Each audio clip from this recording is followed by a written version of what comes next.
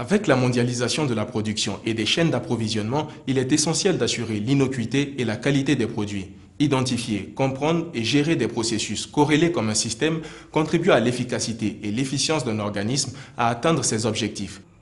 Mesdames et messieurs, bonjour, je suis très heureux de vous retrouver dans ce 8e numéro de votre magazine consacré à la promotion de la qualité et des innovations africaines, Africanorm. Voici les titres. La 6e journée BRVM, une journée de promotion qui vise à inculquer une culture boursière aux entreprises et aux particuliers en Afrique de l'Ouest. Promouvoir la qualité et la métrologie. Le sujet était au centre d'un atelier de concertation relatif à la métrologie initié par la Commission de l'Union économique et monétaire ouest-africaine. L'invité de ce numéro d'Africanorm est Madame Adélaïde Belem-Sigri, directeur de la normalisation et de la promotion de la qualité de l'UEMOA, avec qui nous parlerons des 42 normes et guides de bonnes pratiques homologués par la Commission. Feedback sur 2 innovations technologiques qui vous ont marqué. Il s'agit de la couveuse et du séchoir pétrosolaire Miaba. Enfin, la minute du consommateur, votre rubrique de conseil aux consommateurs. La Bourse régionale des valeurs mobilières BRVM est une institution financière spécialisée dotée d'une mission de service public communautaire. Elle regroupe 8 pays dont le Burkina Faso et est basée à Abidjan en Côte d'Ivoire.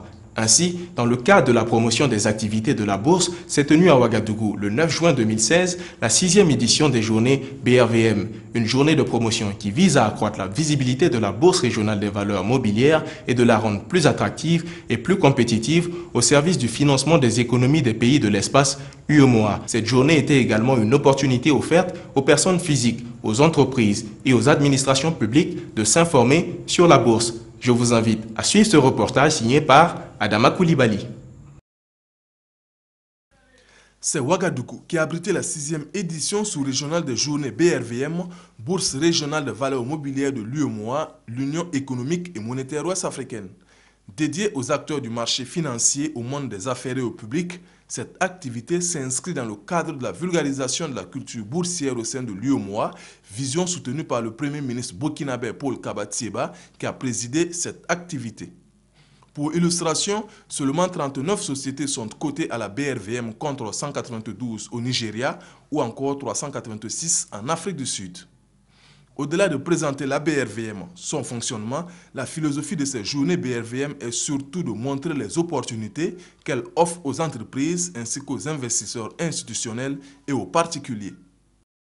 Vous ne pouvez pas être dans la compétition mondiale sans appliquer les bonnes règles de gouvernance, de diffusion d'informations, de qualité et autres.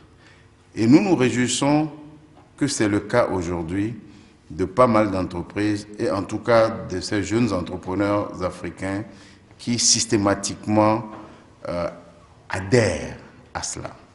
En adhérant à cela, il ne peut plus avoir de frein à venir à la bourse. Il ne peut plus avoir de crainte parce qu'on est déjà suffisamment transparent et donc on a la possibilité de s'ouvrir au public sans problème. J'ai l'habitude de dire que la non-transparence coûte plus cher que la transparence.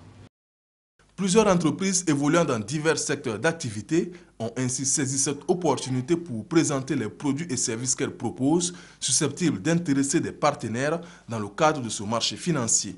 Il s'agit entre autres de la première société burkinabé cotée en bourse, Onatel SA. L'introduction en bourse permet d'avoir une gestion et une gouvernance assez rigoureuse, transparente, puisque nous publions nos résultats trimestriellement actuellement, donc nous communiquons avec le marché financier. Et au niveau de notre gestion, nous surveillons bien entendu tous nos équilibres financiers, tous nos indicateurs financiers pour qu'on soit toujours au beau fixe et que bien sûr qu'on soit attractif au niveau du marché financier. Cette entrée en bourse selon la seconde société burkinabé, à savoir BOA Burkina, vise à soutenir le développement des filiales de ce groupe bancaire. Depuis que la BOA Burkina Faso a été introduite en bourse en 2010, nous avons réalisé 6 opérations sur le marché, dont 5 opérations d'augmentation de capital et une opération d'émission d'emprunt obligataire. Le volume total de capitaux mobilisés par le biais du marché s'élève à 15 milliards. Le rôle du marché financier régional dans le financement et le développement des économies de cet espace, voici le thème de la table ronde qui a réuni les participants à cette 6e édition. Et les banques et établissements financiers pourraient jouer une partition dans ce processus. Vous savez que le marché financier régional est basé effectivement à Abidjan. Et aujourd'hui, c'est un marché qui est très dynamique, bien que relativement récent, puisqu'on parle de 1998 à peu près, mais aujourd'hui qui est très dynamique, avec des bonnes progressions sur les valeurs cotées. Par contre, ce qu'on peut remarquer, c'est qu'en termes de titres, nombre de titres cotés, le marché est quand même relativement étroit sur ce plan-là. Ceci dit, il y a eu beaucoup d'améliorations, effectivement, depuis 1998. Et en ce qui concerne l'animation, on a constaté que les sociétés, les établissements financiers, les sociétés privées et même les États viennent de plus en plus sur le marché financier régional. Des ateliers sur le financement de l'entreprise par la bourse, le placement de l'épargne en bourse et une cérémonie de récompense des journalistes qui se sont distingués par la diffusion de sujets sur la culture boursière dans les médias ont ponctué ces journées BRVM 2016. L'amélioration de la qualité et de la sécurité des produits constitue une donnée majeure et incontournable dans les échanges commerciaux au niveau de l'espace communautaire de l'UEMOA. Une rencontre de concertation initiée par la commission de l'UEMOA les 30 et 31 mai dernier avait pour principal objet de promouvoir la métrologie, un pilier de l'infrastructure qualité qui permet d'effectuer des mesures, de les interpréter et de garantir leur exactitude afin de maîtriser leur procédé de fabrication et veiller à répondre à des exigences minimales pouvant assurer le bien-être de tous. Plus de détails dans ce reportage. Se rassurer de la quantité d'une denrée alimentaire ou d'un produit que l'on désire acheter ou encore du volume d'essence dont on se procure dans une station-service, voici autant de gestes quotidiens qui sont régis par la métrologie. Au-delà de ces exemples, la métrologie est cette science des poids et mesures qui vise à garantir les droits des consommateurs en prévenant d'éventuels cas de fausses mesures.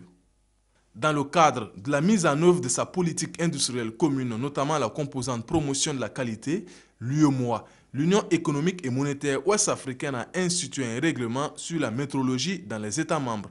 Son objectif est de faciliter les échanges intra- et extra-régionaux par la réduction des obstacles techniques au commerce liés à la mesure, grâce notamment à la mise en place d'un système harmonisé de métrologie conforme aux exigences internationales dont il est question au cours de cette rencontre. Il y a aujourd'hui dans nos pays des structures reconnues qui sont capables d'apporter aux entrepreneurs les services techniques dont ils ont besoin pour qu'en fait et leurs produits et leurs outils même de production puissent être conformes à ces normes-là. Je crois que ce sera le résumé même de la démarche que nous faisons en promotion de qualité, qu'il s'agisse en matière d'industrie de mise à niveau ou qu'il s'agisse de ce que nous faisons aujourd'hui ici. Cette rencontre va ainsi permettre de faire l'état des lieux de la métrologie dans les 8 États membres de l'UEMOA et surtout d'identifier des actions de mise à niveau afin que tous les États puissent se conformer au règlement adopté en septembre 2014.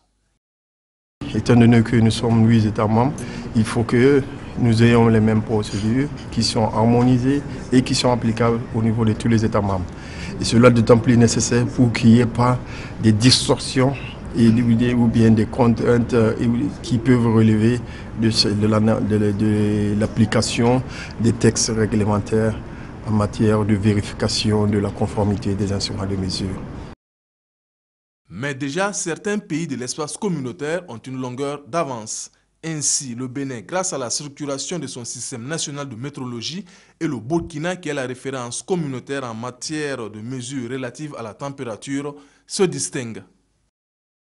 Il faut qu'en Afrique, plus particulièrement en Afrique de l'Ouest, nous puissions mettre en place l'infrastructure de la métrologie.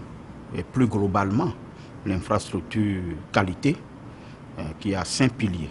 5 piliers au nombre desquels nous avons la normalisation, la métrologie, règlement technique, les organismes de certification et l'accréditation. Au nombre des organismes de certification, nous avons l'inspection, nous avons les laboratoires. Et toutes ces institutions sont d'une portée très très importante pour l'infrastructure qualité. Pour l'espace UEMOA, donc nous jouons le rôle de référence en température. Donc du coup, cet atelier nous permettra donc de revenir sur ce que le Burkina est en train de prendre dans ce domaine, pour les montrer ce que nous voulons faire, qu'est-ce que nous pouvons les apporter en termes de température, en termes de référence, et aussi partager bien entendu notre expérience. Comme vous l'avez vu, les autres pays sont encore un peu à la traîne, donc nous pensons pouvoir donc partager notre expérience. Des expériences dont pourraient s'inspirer les autres États, en l'occurrence le Sénégal, qui malgré l'existence de cette discipline depuis bien longtemps, rencontre des difficultés pour son organisation. Et des pays comme le Sénégal vraiment en ont besoin parce que, comme je vous ai dit, notre météorologie est plombée par des contraintes donc multiformes. Et aujourd'hui, il est heureux de savoir que l'IMEA est en train de faire des efforts en termes d'appui pour les structures nationales de météorologie, en termes de formation. L'Institut national polytechnique Félix Houphouët-Boigny de Yamoussoukro en Côte d'Ivoire a été désigné pour piloter la formation en météorologie dans l'espace communautaire dans le but de mettre à la disposition des États membres des ressources humaines de qualité. En entendant tout à l'heure les pays développer cet aspect, on a vu qu'il manque de compétences. Il n'y a pas beaucoup d'ingénieurs dans le domaine de météorologie. Donc il faut que nous aussi, nous puissions compléter cette formation-là au niveau de tous les ingénieurs que nous formons. C'est cet aspect qui manquait et nous allons combler ce vide-là avec cette formation que nous allons faire en météorologie. Établir l'état de la météorologie dans l'Union, proposer des actions de mise à niveau ainsi que leurs modalités d'exécution et formuler des recommandations aux États membres et à la Commission, voici les conclusions auxquelles ces experts devraient parvenir.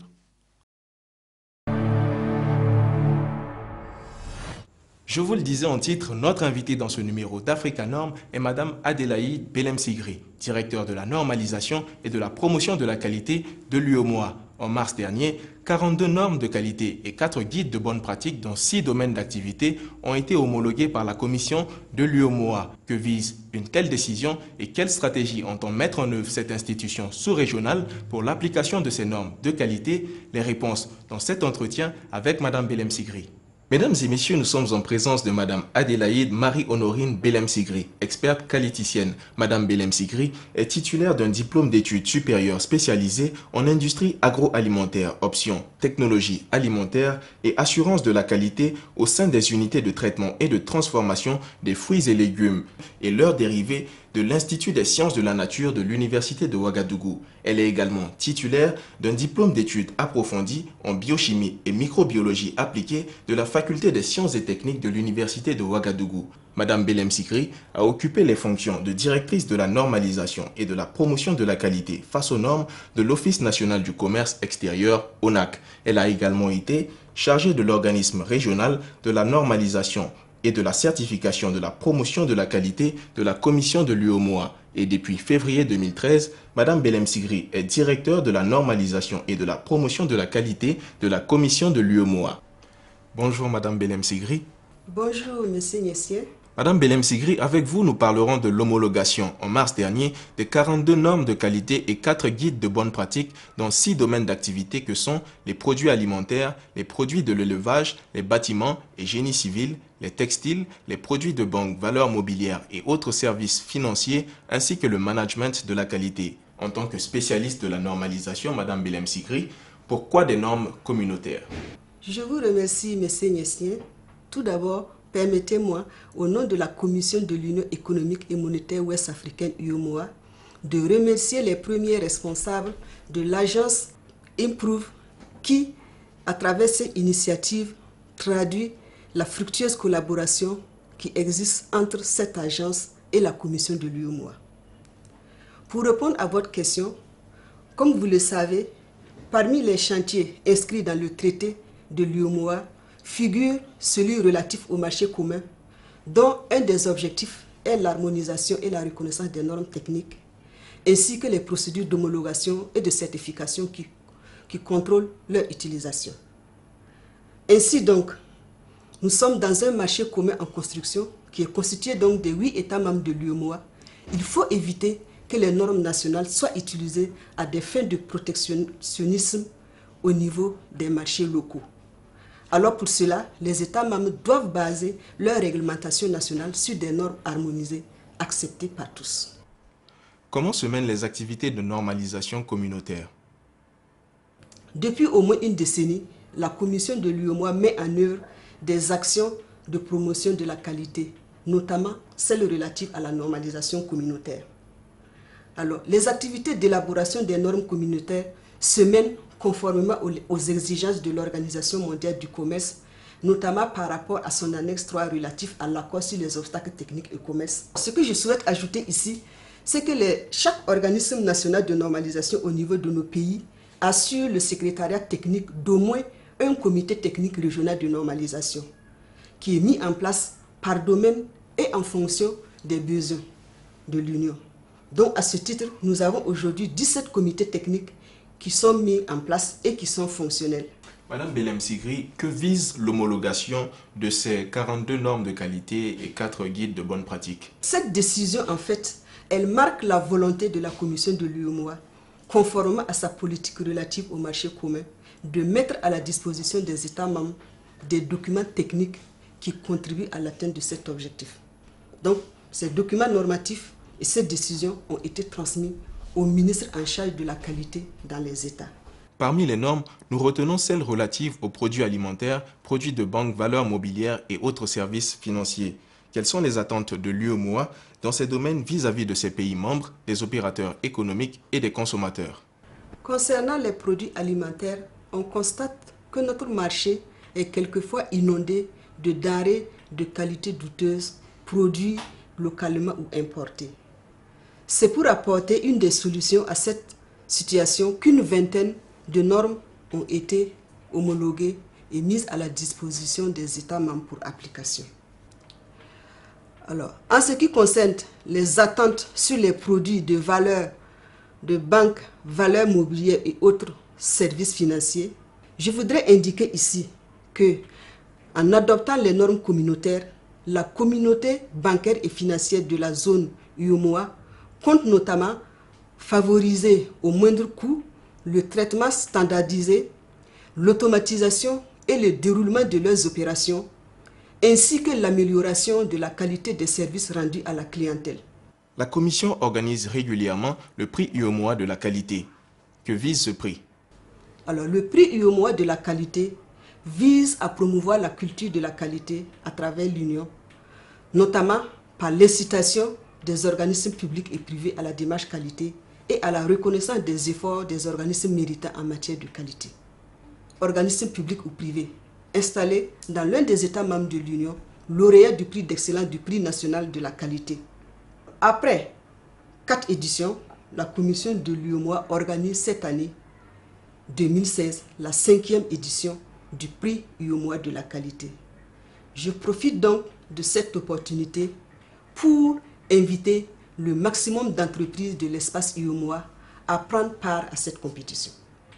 Madame Belem Sigri, nous arrivons au terme de notre entretien. Nous osons espérer que l'application de ces 42 normes de qualité et guides de bonne pratique sera effective au niveau des entreprises ouest-africaines. En tout cas, merci pour cet entretien. C'est moi qui vous remercie.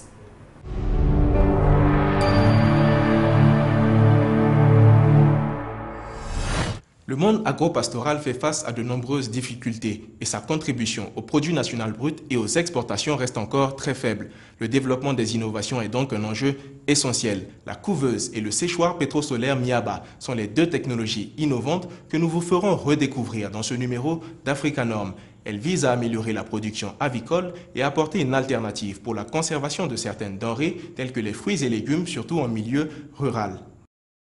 Électricien de formation, M. Rwamba a aujourd'hui à son actif 2 inventions. Des inventions nées du constat de la difficulté d'accéder à l'énergie électrique, surtout en milieu rural. La couveuse solaire a vu le jour il y a de cela 5 ans. Fonctionnant à l'énergie solaire, elle permet la production d'espèces de volailles, telles que les poulets, les dindes et aussi les cailles, la spécialité de M. Rwamba. La couveuse présente plusieurs variantes en fonction des capacités, allant de 350 à plus de 4000 œufs. Celle-là, c'est une couveuse d'une capacité de 750 œufs, entièrement solaire, retournement manuel. Ça peut prendre toutes sortes d'œufs. les œufs de caille, les œufs de poule, n'importe quel œuf. Il suffit que la température soit réglée et convenue. Et le taux d'humidité est auto-régulé aussi par un système de ventilation. Le système de chauffage, c'est avec des résistances électriques solaires 12 volts. Il n'y a pas besoin de convertir, c'est des types de 12 volts entre dire que c'est solaire. Ce n'est pas une adaptation, c'est purement solaire. Cette technologie a depuis lors des adeptes. M. Ouedraogo est de ceux qui utilisent la couveuse solaire. Et depuis 2012, selon lui, il constate une amélioration dans sa production et avec à la clé une gestion rationnelle de son élevage composé de poulets, de dindes, de canards et d'oies. Sinon, avant, bon, avec les poules, là, il faut attendre que la poule ponde et puis couvrir, te donner des poussins, reprendre sa forme avant de reprendre à produire. Et maintenant, avec la poule, tu ramasses les œufs quelques jours après, et la poule commence à pondre, et tu as tes œufs dans la couveuse, et tu attends tes petits poussins. Dérivé de la couveuse solaire, le séchoir pétrosolaire Nyamba fonctionne au gaz et à l'énergie solaire. L'idée qui sous-tend sa création est la transformation des produits pour éviter que les paysans ne perdent une grande partie de leur production, soit dans l'abradon ou soit suite à la pourriture. Outre les produits maraîchers et les fruits, le séchoir Nyamba, selon un procédé, permet aussi de sécher la viande ou encore les œufs pour une meilleure conservation pendant plusieurs mois. Quand tu dis pétrole solaire, c'est au gaz et à l'énergie solaire en même temps. Un peu de la chaleur pour introduire dans une chaudière qui sera ventilée sur le produit, déshydrater le produit jusqu'à séchage. Et multifonction aussi, parce que ça fait beaucoup de produits. On peut sécher la tomate, bien, on peut sécher les œufs pour faire un poule, on peut sécher les kilchis, la viande, puis on peut sécher aussi les mangues. Toutes sortes de légumes, on peut le faire, ça fait multifonction. Même le gombo, on n'attend pas qu'il y ait le soleil. Pour faire les séchages, même en temps hivernal, on peut les sécher. Et ça, c'est la plus petite capacité qui fait 25 kg en viande et 12-5 kg en produits et maraîchers. Ces technologies développées au profit des éleveurs et agriculteurs et de tout entrepreneur dans ces domaines auront sans doute l'impact escompté si elles sont connues de ces acteurs, selon M. Rwamba. Ce qui passe par la vulgarisation avec certainement l'accompagnement des structures nationales en charge de ces questions.